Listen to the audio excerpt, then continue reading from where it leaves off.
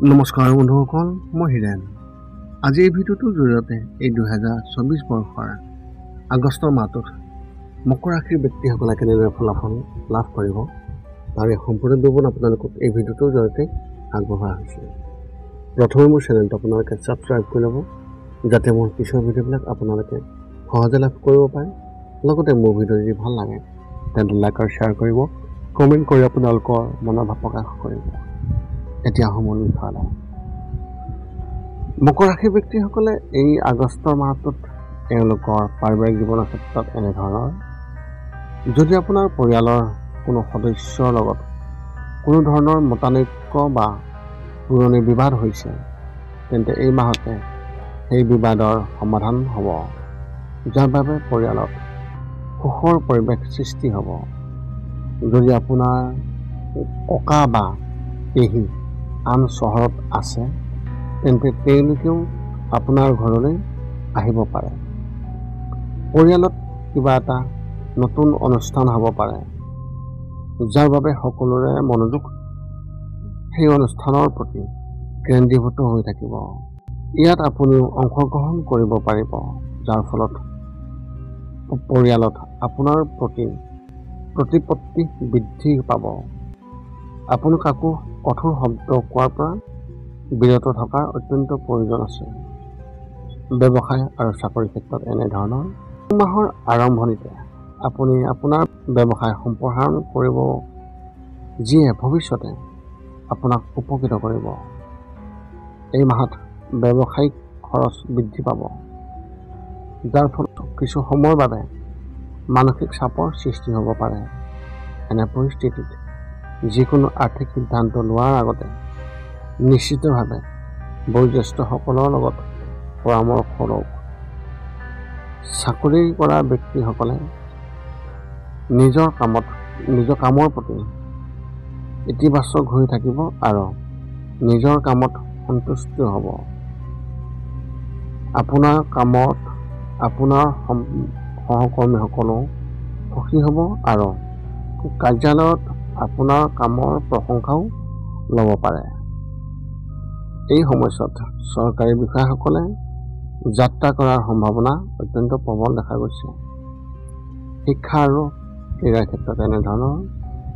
আপুনি কঠোৰ পৰিশ্ৰম কৰিব, কিন্তু আকাংক্ষিত ফলাফল নোপোৱাৰ বাবে হতাশ হৈ থাকিব। এনে পৰিস্থিতিত আপোনাৰ সমস্যাটো মাক দেউতাকৰ আগত ভাগ বতৰা কৰক, যাতে আপুনি উপযুক্ত পথ প্ৰদৰ্শন পায়। যদি আপুনি মাত্ৰ দ্বাদশ উত্তীৰ্ণ হৈ কলেজত পঢ়ি আছে, তেন্তে আপোনাৰ বিশেষ গুৰুত্ব হ'ব আপোনাৰ কেৰিয়াৰ গঢ়ি তোলাত, আৰু ইয়াৰ বাবে আপুনি মূলতঃ আপোনাৰ বন্ধুসকলে কোৱা কথাবোৰত মনোযোগ দিব লাগিব। যদি আপুনি যিকোনো চৰকাৰী পৰীক্ষাৰ বাবে প্ৰস্তুতি চলাই আছে, তেন্তে এই মাহত আপুনি কিছু শুভ চিন পাব পাৰে।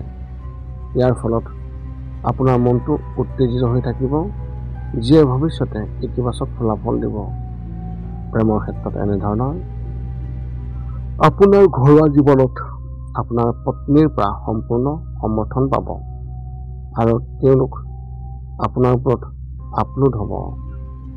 আপুনি আপোনাৰ সঙ্গীৰ বাবে বিশেষ কিবা এটা কৰিবলৈ চেষ্টা কৰিব, যাৰ ফলত দুয়োৰে মাজত সম্পৰ্ক আৰু অধিক শক্তিশালী হ'ব। এই সময়ত যদি আপুনি আপোনাৰ সংগীক লৈ কিবা সন্দেহ কৰি থাকে বা আছে, তেন্তে তেওঁলোকৰ সৈতে মুকলিকৈ কথা পাতক। বিবাহৰ বাবে অপেক্ষা কৰি থকা ব্যক্তিসকলে এই মাহত নিজৰ ভৱিষ্যতক লৈ চিন্তিত হৈ থাকিব আৰু তেওঁলোকৰ জীৱনলৈ কোনোবা এজন আহিব বুলি আশাবাদী হৈ থাকিব। কিন্তু এনে নোহোৱাৰ বাবে তেওঁলোকে দুখ অনুভৱ কৰিব পাৰে। স্বাস্থ্যৰ ক্ষেত্ৰত এনেধৰণৰ। শাৰীৰিকভাৱে আপুনি একেবাৰে সুস্থ অনুভৱ কৰিব আৰু কোনো ধৰণৰ সমস্যা নহ'ব।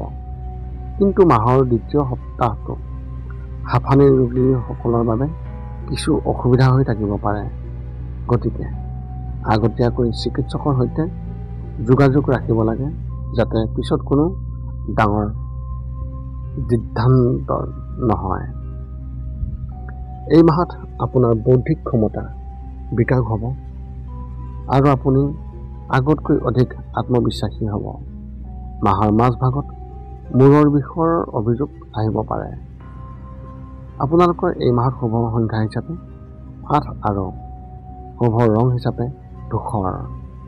এই আছিল মকৰ ৰাশি ব্যক্তিসকলৰ এই আগষ্ট মাহটোত তেওঁলোকে কেনেদৰে ফলাফল লাভ কৰিব তাৰে সম্পূৰ্ণ বিৱৰণ। পুনৰ লগ পাম অন্য এটা ভিডিঅ'ত। আজিলৈ ধন্যবাদ।